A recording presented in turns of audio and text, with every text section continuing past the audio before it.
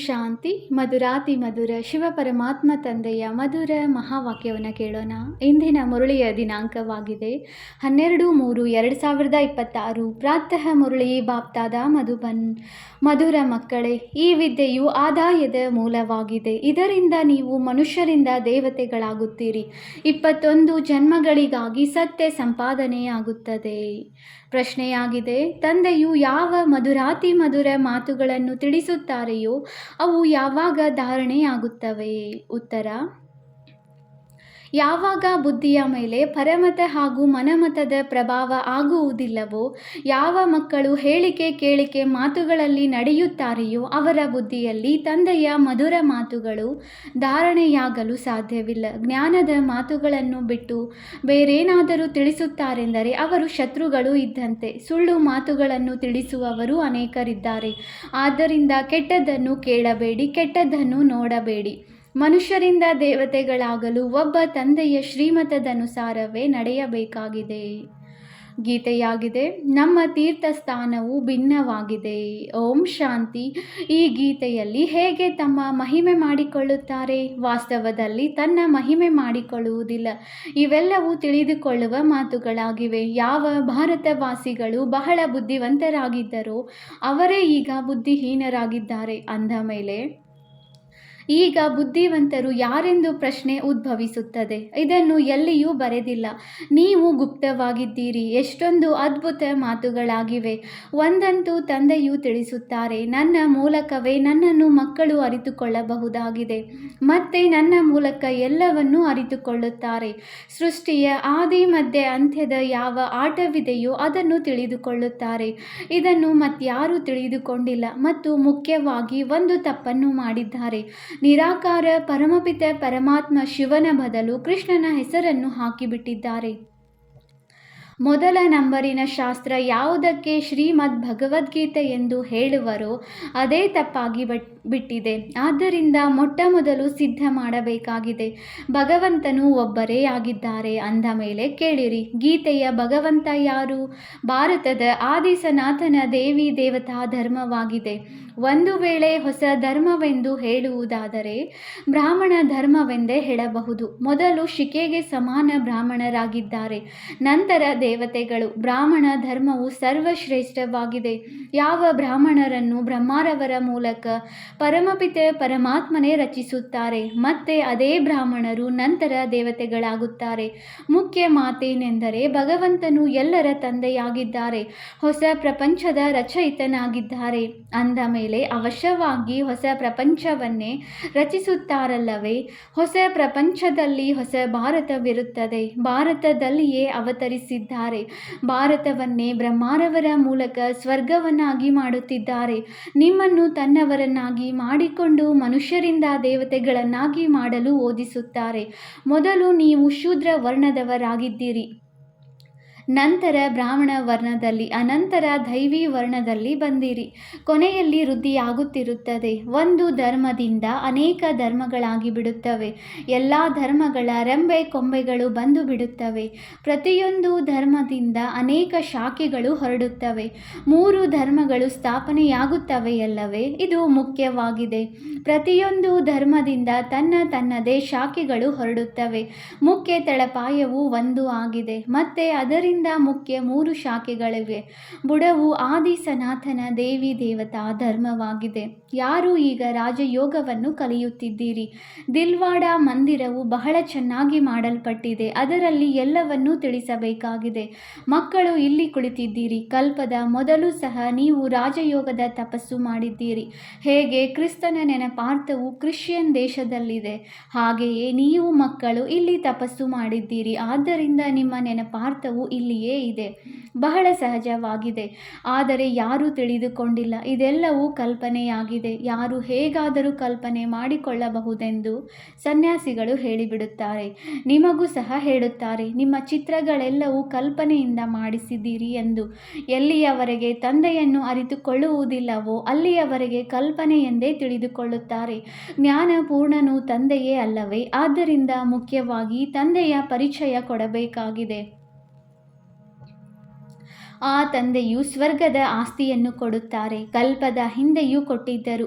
ನಂತರ 84 ಜನ್ಮಗಳನ್ನು ತೆಗೆದುಕೊಳ್ಳಬೇಕಾಯಿತು. ಭಾರತವಾಸಿಗಳೇ 84 ಜನ್ಮಗಳನ್ನು ತೆಗೆದುಕೊಳ್ಳುತ್ತಾರೆ. ಮತ್ತೆ ಸಂಗಮ ಯುಗದಲ್ಲಿ ತಂದೆಯು ಬಂದು ರಾಜಧಾನಿಯ ಸ್ಥಾಪನೆ ಮಾಡುತ್ತಾರೆ. ನೀವು ಮಕ್ಕಳು ತಂದೆಯ ಮೂಲಕ ಅರಿತುಕೊಂಡಿದ್ದೀರಿ. ಯಾವಾಗ ಚೆನ್ನಾಗಿ ತಿಳಿದುಕೊಂಡು ಬುದ್ಧಿಯಲ್ಲಿ ಕುಳಿತುಕೊಳ್ಳುವುದೋ ಆಗ ಖುಷಿಯೂ ಇರುವುದು. ಈ ವಿದ್ಯೆಯು ಬಹಳ ಆದಾಯದ ಮೂಲವಾಗಿದೆ. ವಿದ್ಯೆಯಿಂದಲೇ ಮನುಷ್ಯರು ವಕೀಲ ಇತ್ಯಾದಿಯಾಗುತ್ತಾರೆ. ಆದರೆ ಈ ವಿದ್ಯೆಯು ಮನುಷ್ಯನಿಂದ ದೇವತೆಯಾಗುವುದಾಗಿದೆ. ಪ್ರಾಪ್ತಿಯು ಎಷ್ಟು ದೊಡ್ಡದಾಗಿದೆ! ಇಂತಹ ಪ್ರಾಪ್ತಿಯನ್ನು ಮತ್ಯಾರೂ ಮಾಡಿಸಲು ಸಾಧ್ಯವಿಲ್ಲ. ಮನುಷ್ಯರಿಂದ ದೇವತೆಯನ್ನಾಗಿ ಮಾಡಿದರು ಎಂದು ಗ್ರಂಥ ಸಾಹೇಬ್ನಲ್ಲಿ ಬರೆಯಲ್ಪಟ್ಟಿದೆ. ಆದರೆ ಮನುಷ್ಯರ ಬುದ್ಧಿಯು ಕೆಲಸ ಮಾಡುವುದಿಲ್ಲ. ಅವಶ್ಯವಾಗಿ ಆ ದೇವಿ ದೇವತಾ ಧರ್ಮವು ಪ್ರಾಯಲೋಪವಾಗಿ ಬಿಟ್ಟಿದೆ. ಆದ್ದರಿಂದಲೇ ಮನುಷ್ಯನಿಂದ ದೇವತೆಯಾಗಬೇಕು ಎಂದು ಬರೆಯುತ್ತಾರೆ. ದೇವತೆಗಳು ಸತ್ಯಯುಗದಲ್ಲಿದ್ದರು ಅಂದ ಮೇಲೆ ಅವಶ್ಯವಾಗಿ ಭಗವಂತನು ಅವರನ್ನು ಸಂಗಮದಲ್ಲಿಯೇ ರಚಿಸಿರುವರು. ಹೇಗೆ ರಚಿಸಿದರು ಎಂಬುದನ್ನು ತಿಳಿದುಕೊಂಡಿಲ್ಲ. ಗುರುನಾನಕರು ಸಹ ಪರಮಾತ್ಮನ ಮಹಿಮೆಯನ್ನು ಹಾಡಿದ್ದಾರೆ. ಅವರ ತರಹ ಮಹಿಮೆಯನ್ನು ಮತ್ಯಾರೂ ಮಾಡಿಲ್ಲ. ಆದ್ದರಿಂದ ಭಾರತದಲ್ಲಿ ಗ್ರಂಥವನ್ನು ಓದಿದ್ದಾರೆ. ಕಲಿಯುಗದಲ್ಲಿ ಗುರುನಾನಕರ ಅವತಾರವಾಗುತ್ತದೆ. ಅವರು ಧರ್ಮಸ್ಥಾಪಕನಾಗಿದ್ದಾರೆ. ಅವರ ರಾಜಧಾನಿಯಂತೂ ಕೊನೆಯಲ್ಲಿ ನಡೆಯಿತು. ತಂದೆಯು ಈ ದೇವಿ ದೇವತಾ ಧರ್ಮವನ್ನು ಸ್ಥಾಪನೆ ಮಾಡಿದ್ದಾರೆ. ವಾಸ್ತವದಲ್ಲಿ ಹೊಸ ಪ್ರಪಂಚವು ಬ್ರಾಹ್ಮಣರದು ಎಂದೇ ಹೇಳಬಹುದು. ಶಿಕೆಯು ಬಲೆ ಬ್ರಾಹ್ಮಣರದಾಗಿದೆ. ಆದರೆ ರಾಜಧಾನಿಯು ದೇವಿ ದೇವತೆಗಳಿಂದ ಆರಂಭವಾಗುತ್ತದೆ. ನೀವು ಬ್ರಾಹ್ಮಣರು ರಚಿಸಲ್ಪಟ್ಟಿದ್ದೀರಿ. ನಿಮ್ಮ ರಾಜಧಾನಿ ಇಲ್ಲ. ನೀವು ತಮಗಾಗಿ ರಾಜಧಾನಿಯನ್ನು ಸ್ಥಾಪನೆ ಮಾಡುತ್ತೀರಿ. ಇವು ಅದ್ಭುತ ಮಾತುಗಳಾಗಿವೆ. ಮನುಷ್ಯರು ಏನನ್ನೂ ತಿಳಿದುಕೊಂಡಿಲ್ಲ. ಮೊಟ್ಟ ಮೊದಲು ತನಗೆ ಅರ್ಥವಾದರೆ ತನ್ನ ಮೂಲಕ ಅನ್ಯರಿಗೂ ಅರ್ಥವಾಗುತ್ತದೆ. ನೀವು ಶೂದ್ರರಿಂದ ಬ್ರಾಹ್ಮಣರಾಗಿದ್ದೀರಿ. ಬ್ರಹ್ಮರವರಿಗೂ ಈಗ ತಂದೆಯ ಮೂಲಕ ಅರ್ಥವಾಗಿದೆ. ಒಬ್ಬರಿಗೆ ತಿಳಿಸಿದರೆ ಮಕ್ಕಳಿಗೂ ತಿಳಿಸಬೇಕಾಗುತ್ತದೆ. ಅವರ ತನುವಿನ ಮೂಲಕ ನೀವು ಮಕ್ಕಳಿಗೂ ತಿಳಿಸಿಕೊಡುತ್ತೇನೆ. ಇವು ಅನುಭವದ ಮಾತುಗಳಾಗಿವೆ. ಶಾಸ್ತ್ರಗಳಿಂದ ಯಾರೂ ಏನೂ ತಿಳಿದುಕೊಳ್ಳಲು ಸಾಧ್ಯವಿಲ್ಲ. ತಂದೆಯು ತಿಳಿಸುತ್ತಾರೆ, ಇಡೀ ಕಲ್ಪದಲ್ಲಿ ಒಂದೇ ಬಾರಿ ನಾನು ಇದೇ ರೀತಿ ಬಂದು ತಿಳಿಸಿಕೊಡುತ್ತೇನೆ ಮತ್ತು ಅನೇಕ ಧರ್ಮಗಳ ವಿನಾಶ, ಒಂದು ಧರ್ಮದ ಸ್ಥಾಪನೆ ಮಾಡಿಸುತ್ತೇನೆ. ಇದು 5000 ವರ್ಷಗಳ ಆಟವಾಗಿದೆ. ನಾವು 84 ಜನ್ಮಗಳನ್ನು ತೆಗೆದುಕೊಂಡಿದ್ದೇವೆ ಎಂದು ನೀವು ಮಕ್ಕಳು ತಿಳಿದುಕೊಂಡಿದ್ದೀರಿ. ವಿಷ್ಣುವಿನ ನಾಭಿಯಿಂದ ಬ್ರಹ್ಮನನ್ನು ತೋರಿಸುತ್ತಾರೆ. ಬ್ರಹ್ಮ ಮತ್ತು ವಿಷ್ಣು ಯಾರ ಮಕ್ಕಳಾಗಿದ್ದಾರೆ? ಇಬ್ಬರು ಶಿವನ ಮಕ್ಕಳಾಗಿದ್ದಾರೆ. ಶಿವನು ರಚಯಿತ ಮತ್ತು ಇವರಿಬ್ಬರು ರಚನೆಯಾಗಿದ್ದಾರೆ.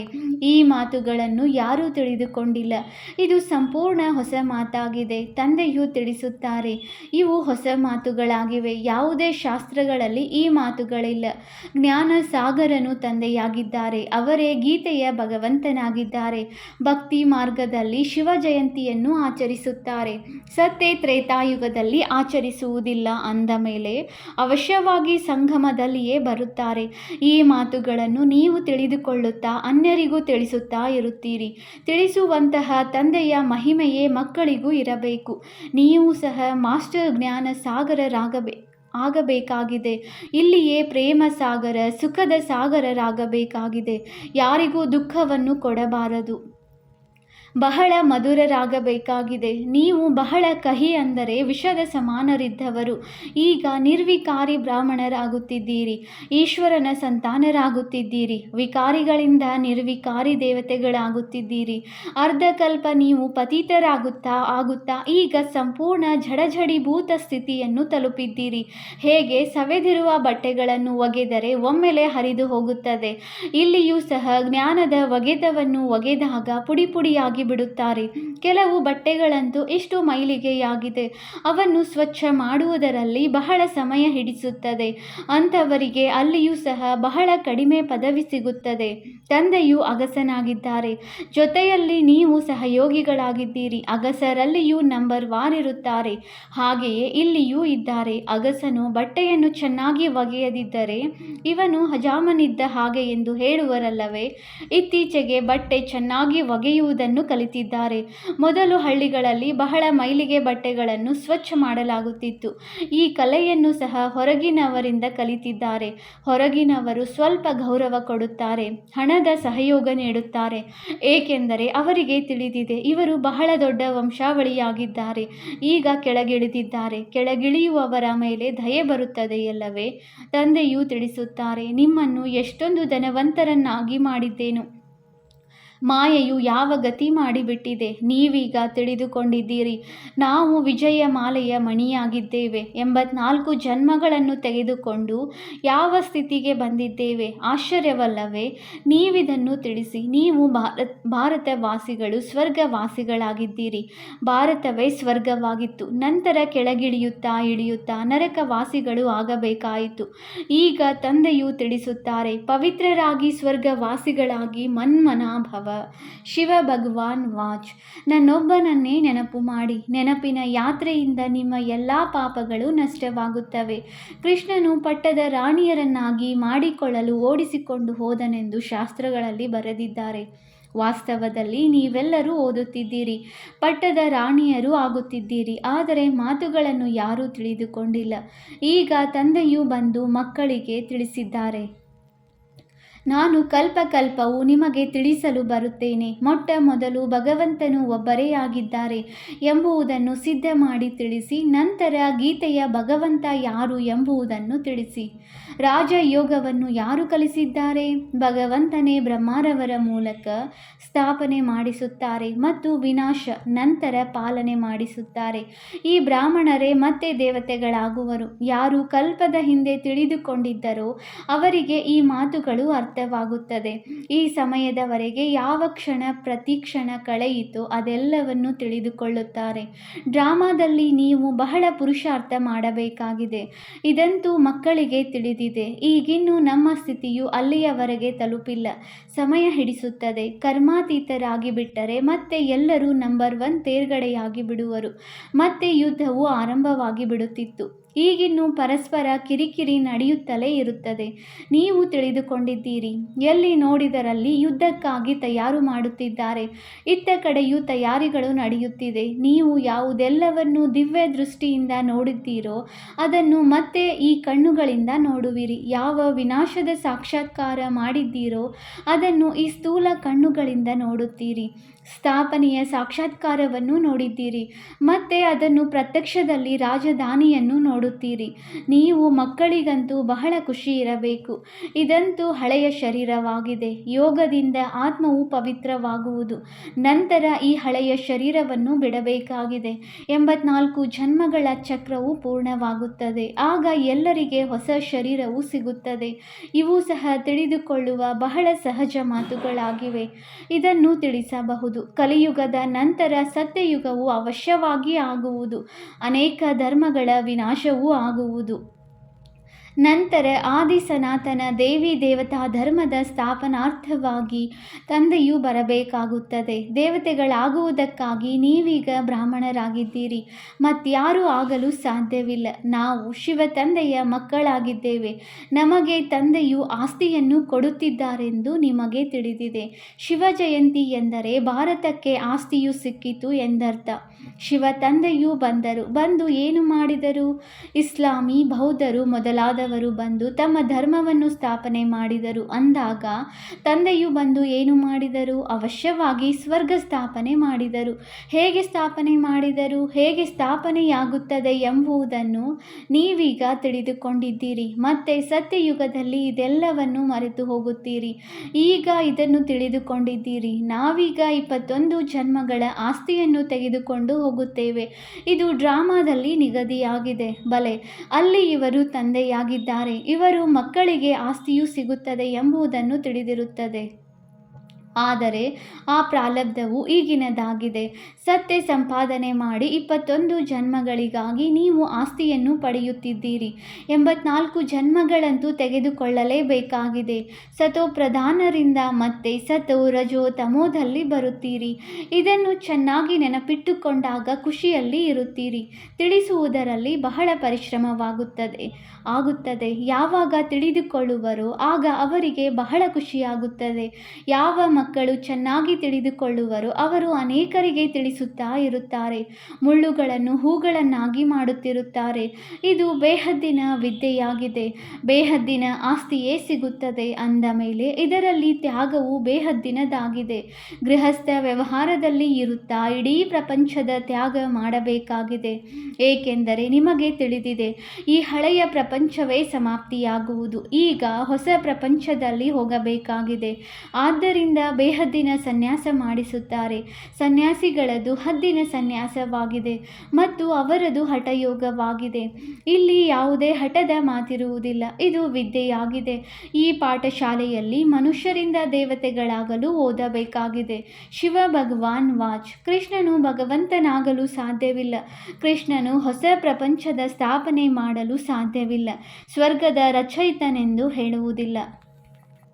ಕೃಷ್ಣನಿಗೆ ಸ್ವರ್ಗದ ರಾಜಕುಮಾರನೆಂದು ಹೇಳುತ್ತಾರೆ. ಇವು ಎಷ್ಟು ಮಧುರಾತಿ ಮಧುರ ಮಾತುಗಳು! ತಿಳಿದುಕೊಳ್ಳುವ ಮತ್ತು ಧಾರಣೆ ಮಾಡುವಂಥದ್ದಾಗಿದೆ.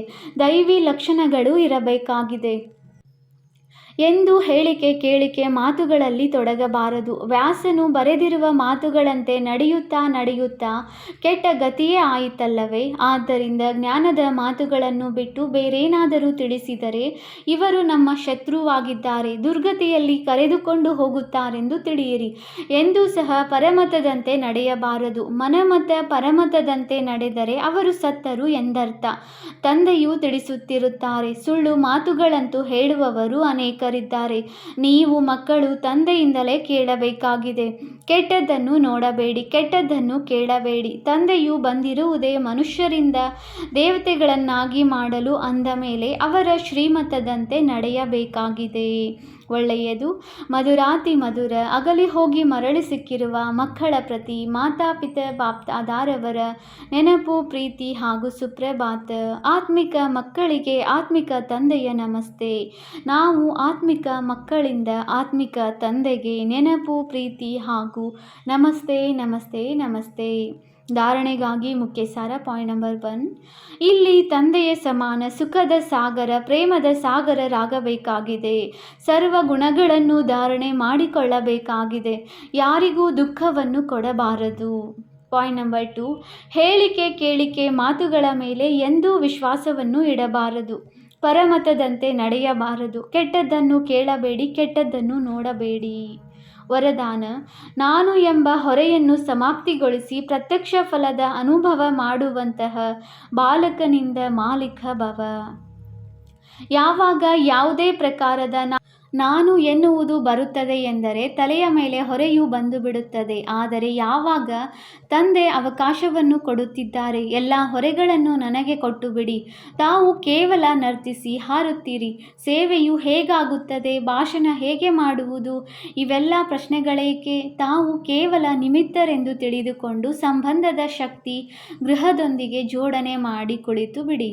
ಹೃದಯ ವಿದೀರ್ಣರಾಗದೇ ಇರುತ್ತೀರೆಂದರೆ ಬಾಪ್ದಾದಾರವರು ಸ್ವತಃವಾಗಿ ಎಲ್ಲವನ್ನೂ ಮಾಡಿಸಿಬಿಡುತ್ತಾರೆ.